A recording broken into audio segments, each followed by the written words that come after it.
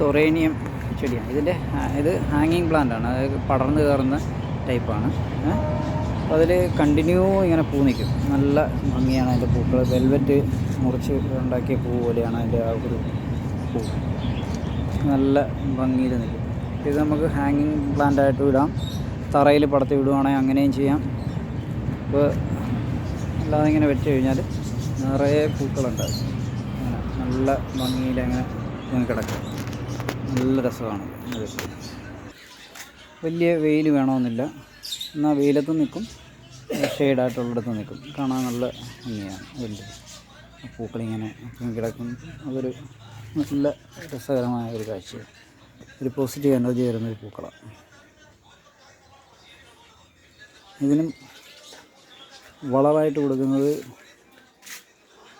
എല്ലുപൊടി, പിന്നെ അതിൻ്റെ കൂടെ ഒരു 1/2 ടീസ്പൂൺ 18 കൊടുക്കും.